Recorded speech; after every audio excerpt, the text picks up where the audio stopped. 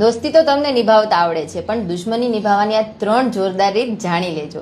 સૌથી પહેલા સવારે ઉઠીને તમારા દુશ્મનને ખાલી પેટે દૂધથી બનેલી મીઠી ચા જરૂરથી પીવડાવજો. દૂધનું કેલ્શિયમ અને ચાનું ટેનિન ભેગું મળીને પછીનું જમવાનું છે તેના ન્યુટ્રિયન્ટ્સને એના બોડીમાં ઓબ્ઝર્વ જ નહીં થવા દે. બીજું એ કે નાસ્તામાં ઘીવાળા પરાઠાની સાથે આચાર અને દૂધ જરૂરથી આપજો. અને જો તમારો એક કટ્ટર દુશ્મન છે તો લોટ બાંધતી વખતે એમાં નમક અને થોડું દૂધ પણ નાખી દેજો.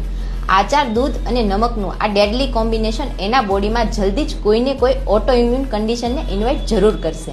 આખી એને પણ ખબર પડશે કે એને કોની સાથે પંગો લીધો છે. અને તો પણ મન ના ભરાય ને તો એને તમારા ફેવરેટ રેસ્ટોરન્ટમાં લઈ જઈને પનીરથી બનેલી કોઈ વસ્તુ જરૂરથી ખવડાવજો. રાત્રે પનીર પોતે જ બધું કામ સંભાળી લેશે, પણ કોઈ કમી ના રહી જાય ને એના માટે એને દહીં અથવા રાયતું પણ ખવડાવીને કમી પૂરી કરી દેજો. એના ઘૂંટણ અને બાકીના જોઈન્ટ્સ જવાનીમાં જ બુઢાપાના દર્શન કરી લેશે. પણ સાચું કહું ને તો આ બધા વિરુદ્ધાહાર છે. આ ડેડલી કોમ્બિનેશન ખાવાથી દુશ્મનને જ નહીં તમને પણ નુકસાન થશે. તો સમજી વિચારીને ખાવાનું પસંદ કરો.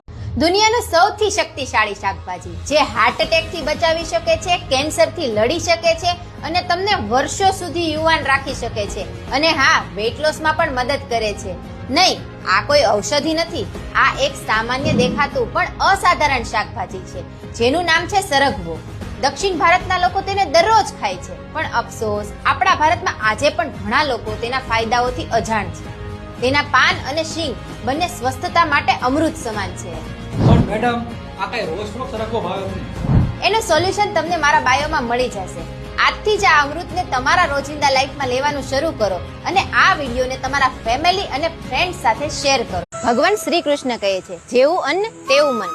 શ્રીમદ ભગવદ ગીતામાં કૃષ્ણ ભગવાને કહ્યું છે ભોજનના 3 પ્રકાર છે: સાત્વિક, રાજસિક અને તામસિક. તામસિક ભોજન એટલે વાસી, જંક ફૂડ અને માંસાહાર જે શરીરને જ નહીં મનને પણ ગંદુ કરે છે. રાજસિક ભોજન એટલે તીખું, વધુ મસાલેદાર અને તળેલું જે ચિંતાઓ અને રોગોનો પ્રવેશદ્વાર બને છે.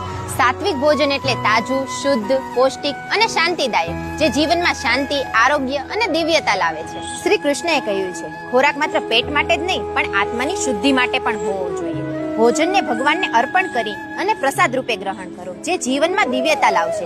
જો આ રીલ પસંદ આવી હોય તો તમારા એવા મિત્રો સાથે શેર કરો કે જેની લાઈફ તમે ખરેખર બદલવા માંગતા હોય. आपके जीवन में सर दोस्त आएंगे चले जाएंगे, पैसा आएगा चला जाएगा, मोटापा एक बार आएगा ना